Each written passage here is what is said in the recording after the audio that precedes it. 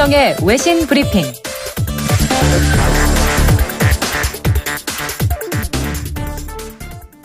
네, 밤사이 들어온 국제뉴스 정리해드립니다. 문희정 국제정치평론가 전화 연결돼 있습니다. 평론가님 안녕하세요. 네, 안녕하세요. 어제 한중 정상회담이 열렸습니다. 먼저 이 소식부터 정리를 해볼까요? 네, 어제 오전 11시 30분 중국 베이징 인민대회당에서 우리 문재인 대통령과 시진핑 중국 국가주석 간의 한중 정상회담이 지난 6월 일본 오사카 주요 20개국 정상회의 이후 6개월 만에 열렸습니다. 25분의 예정 시간을 넘겨서 1시간 가까이 진행된 회담에서 양국은 한반도 평화 문제를 중심으로 긴장이 고조되고 있는 현 상황에 대한 우려를 표명하고 북미 간 대화 동력을 이어가야 한다는 데 공감했습니다. 또 중국과 러시아가 대북 제재 완화 내용을 담아서 유엔 안전보장이사회에 제출한 결의문 초안에 대해서도 논의를 했는데요. 이 부분에 대해서 문 대통령이 주목하고 있다라는 입장을 밝힌 것으로 알려졌습니다.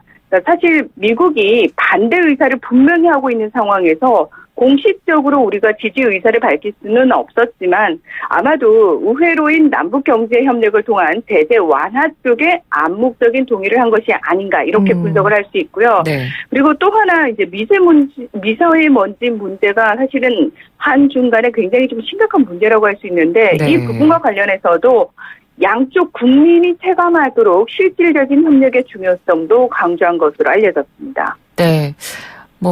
대외적으로 나온 의제는 한반도 비핵화라든지 북미 대화 이런 부분들이 핵심이긴 했습니다만 사실 우리 입장에서는 그 사드 갈등으로 인한 한한령의 해제 부분 이 부분도 굉장히 관심이 높은 부분이거든요. 네, 관련 맞습니다. 대화가 나왔습니까? 네, 청와대 핵심 관계자는 이 부분에 대해서 사드는 지난 G20대와 비슷한 수준으로 언급됐고 문 대통령이 시 주석에게 한한령에 대해 직접적으로 언급하지 않았다 이렇게 밝혔는데요. 네. 그러니까 이에 대해서 시 주석은 타당하게 해결되기를 바란다는 취지의 언급을 했다라고 밝히기도 했습니다. 그러니까 원론적인 언급 수준에 그친 것으로 봐서 아마도 이 부분은 시간이 좀 더 걸릴 것 같은데요. 하지만 문 대통령이 시 주석에게 내년 가까운 시일 안에 서울에서 다시 만나길 기대한다고 했고 시 주석이 방안을 적극 검토하겠다고 대답을 했습니다. 예. 그리고 또 시 주석이 비공개 회담에서 한중 양국이 손을 잡으면 많은 일을 해낼 수 있다면서 이것은 나의 진심 어린 말이다 라고 말한 것으로 미뤄봐서 사실 사드 배치로 훼손된 한중 간 전략적 협력 동반자 관계를 복원하겠다라는 의지는 서로 확인을 한 것으로 볼 수 있습니다. 네. 그렇게 관계 개선에 대한 양국 정상 간의 의지가 확인된 것만으로도 굉장히 성과가 있는 것 같고요. 그렇습니다. 네. 오늘은 한일 정상회담이 예정이 돼 있는 상황이죠. 맞습니다. 문재인 대통령과 아베 신조 일본 총리가 오늘 오후 중국 쓰촨성 청두에서 지난해 9월 유엔 총회 이후 15개월 만에 한일 정상회담을 갖습니다. 우리나라는 지난달 지소미아 종료 결정을 유예한 데 이어서 WTO 세계무역기구 제소 절차를 철회했고 일본은 지난 20일 반도체 소재인 포토레지스트를 개별 허가제에서 특정 포괄 허가제로 변경하면서 규제를 완화하는 등 일단은 양국이 어느 정도 분위기를 좀 부드럽게 형성해 놓은 상태입니다. 네. 하지만 이 양국 간의 입장차는 여전히 좁혀지지 않은 상태인데요. 우리나라는 수출 규제 문제를 핵심으로 보는 데 반해서 일본은 강제징용 배상 문제에 집착하고 있기 때문입니다. 이 아베 총리가 어제 한중일 정상회의 참석자 출국에 앞서서 취재진들에게 이 부분과 관련해서 나라와 나라의 약속은 지키지 않으면 안 된다. 그러면서 이 한일 청구권 협정, 국교 정상화의 전제이자 이 한일 관계의 근본을 이루는 것이라면서 본인 말로 문재인 대통령에게 조선반도 출신 노동자 문제를 포함해 일본의 생각을 확실히 전달할 생각이다. 라고 말해서 기존 입장에서 한치도 물러나지 않았음을 공식적으로 밝혔습니다. 네. 한편 양국 정상이 만나기 전 양국 외교장관이 먼저 만나서 회담 의제를 조율할 예정인 가운데 과연 실무급에서 어느 정도 시각차를 좁힐 수 있을지가 관건이라고 할 수 있습니다. 네. 워낙 두 나라 간의 감정의 골이 깊은 상황이기 때문에 이번 한 번 정상들이 만난다고 해서 전향적인 결정이 나오기는 어려울 것 같고요. 그래도 어쨌든 계속 만나서 대화하려는 의지 자체가 지금은 중요한 시점이 아닌가 그런 생각이 듭니다. 맞습니다. 네. 네, 이번에는 크로아티아로 가보도록 하겠습니다. 대통령 선거가 치러졌죠? 네, 모두 11명의 후보가 출마한 가운데 현지 시각으로 22일 오전 7시부터 제7대 대통령을 뽑는 투표가 진행이 됐고요. 개표도 완료된 상황입니다. 네. 이 최대 야당인 사회민주당의 조란 밀라노비치 전 총리가 29.5%로 1위, 그리고 집권당인 우파 크로아티아 민주동맹이 지지하는 콜린다 그라바르 키타로비치 현 대통령은 26.6%로 2위를 차지했습니다. 과반 득표자가 나오지 않았기 때문에 내년 1월 5일에 결선 투표가 진행될 예정인데요.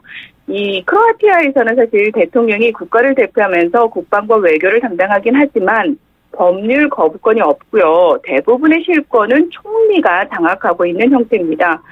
참고로 유럽연합 회원국이 돌아가면서 6개월씩 맡는 EU 순회 의장국의 내년 상반기 차례가 크로아티아이기 때문에 이번에 당선되는 후보가 이 영국의 EU 탈퇴, 브렉시트 등을 이끌게 돼 있습니다. 예. 그렇다면 이 크로아티아의 이번 대선과 관련해서 우리가 주목해봐야 될 점들은 뭐가 있을까요?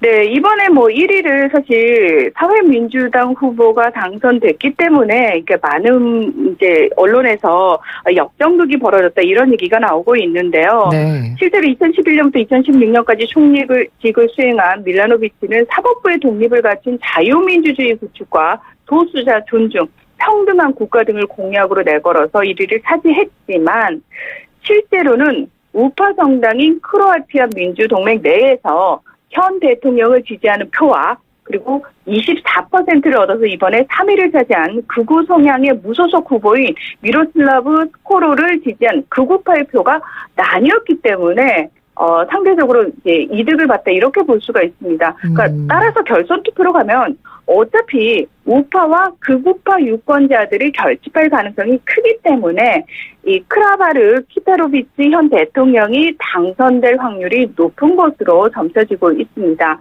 이 AFP 통신은 전쟁 범죄자들을 면하고 국경에 이민자 차단을 위한 군대를 투입하는 등 스코로 극우 성향 후보의 공약이 결선까지 나가지는 못했지만 4분의 1에 가까운 지지를 얻었다는 점에서 크로아티아 유권자들의 우파 전향 경향이 분명히 드러났다고 분석을 했는데요. 사실 현 대통령 역시 우파 성향이기 때문에 이미 크로아티아는 상당히 전반적으로 우파 성향으로 기울었다 이렇게 판단을 할 수가 있습니다. 네, 알겠습니다.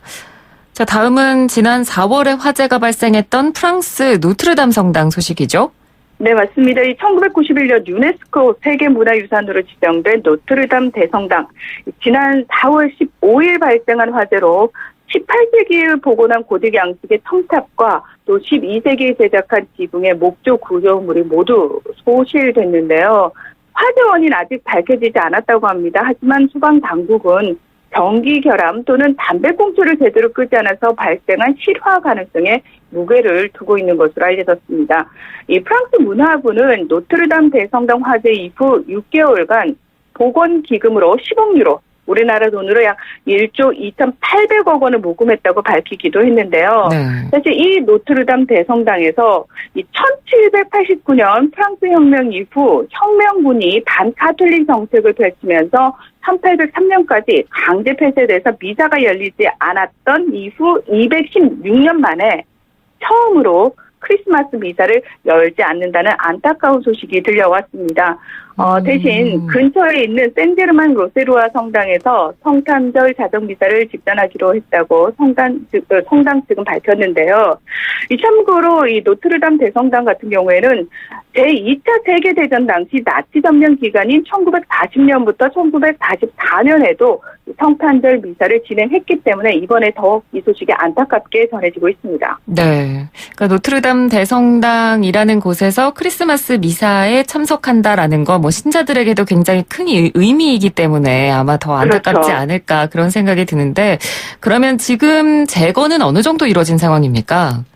이 프랑스 정부는 2024년 파리올림픽 전에 노트르담 복원을 완료할 계획이라고 밝혔지만 실제로 이 본격적인 복원 작업은 내년부터 시작될 전망입니다. 예. 이 첨탑을 어떻게 복원할지를 놓고 논란이 계속되고 있는 상황인데요. 그러니까 엠마누엘 마크롱 프랑스 대통령이 임명한 대성당 재건자문위원회의 당루이 조르줄랭은 현대적 재건을 주장을 하고 있고요. 이 재건 공사의 실무 책임을 맡고 있는 건축가 필리프 빌레브 건축가는 원형 복원을 주장을 하고 있습니다. 네.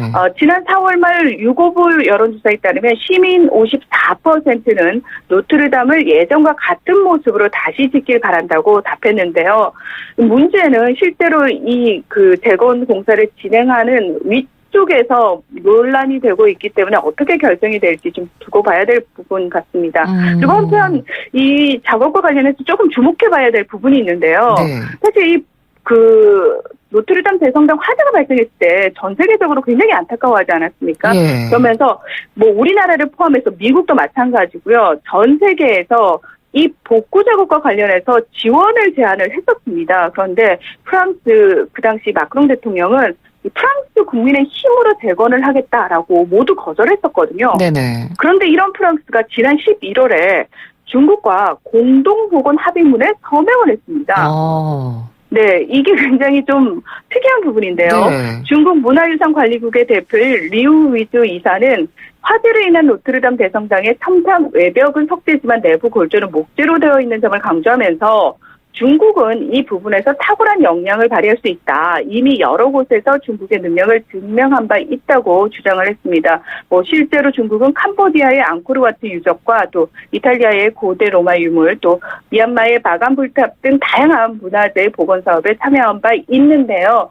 정말 기술력이 바탕이 돼서 공동 복원에 참여를 하게 된 것이냐? 그건 아니라는 겁니다. 그러니까 내부적으로는 차이나머니의 위력이 작용을 하고 있다는 건데요. 네. 올 한 해에만 중국은 프랑스로부터 45조 원어치의 항공기와 75조 원어치의 농축산물을 구매했습니다. 네. 이 노트르담 대성당 재건에까지 차이나머니가 들어간다는 소식을 들으니까 참 위력이 대단하다라는 걸 확인할 수 있는 계기가 되는 것 같습니다. 맞습니다. 네, 마지막으로 쿠바 소식을 좀 들어볼 텐데요. 지난 10월에 43년 만에 대통령직을 부활시켰었는데 총리도 43년 만에 임명이 됐다고 하죠. 네, 그렇습니다. 이 올 4월 국민투표에서 권력구조 개편에 관한 내용을 담은 헌법 개정안이 86% 찬성으로 통과되면서 대통령과 총리직을 부활하는 한편 사유재산권과 시장경제 또 외국인 투자 등을 인정을 하는 그 법이 제정이 됐는데요. 지난해 4월 이 라울 카스트로의 뒤를 이어서 국가평의 의장으로 선출됐던 미겔 디아스카네를 지난 10월 쿠바의 의회 격인 전국인민권력회의에서 대통령으로 선출을 했죠. 그리고 이번에 이 내각회의 주재 등 행정 책임은 총리가 맡도록 하고 있는 새 헌법에 따라서 3개월 내에 임명해야 하는 총리직에 현지 시각으로 22일 마누엘 마레로 크루스 관광장관을 지명했습니다. 네. 이 쿠바군 대령 출신인 마레로는 미국의 경제 제재를 받는 쿠바에서 주 외화벌이 수단으로 꼽히는 관광 분야에서 경험이 풍부한 인물이라고 하는데요. 2000년 군이 운영하는 관광업체 가비오타 경영을 책임졌고요. 그리고 2004년에 관광장관으로 발탁이 됐습니다. 쿠바 공산당 기관지인 그란마는 마레로 총리가 관광 산업을 맨 땅에서 일궈냈다라고 평가하기도 했는데요. 디아스카넬 대통령은 해외 투자자들을 관리하는 능력을 특히 높게 평가하면서 이 마레로 총리의 정직성과 업무 능력 또 공산당과 쿠바 혁명에 대한 충성심을 강조했습니다. 네, 알겠습니다. 오늘 소식 여기까지 듣겠습니다. 고맙습니다. 네, 고맙습니다. 네, 지금까지 문희정 국제정치평론가였습니다.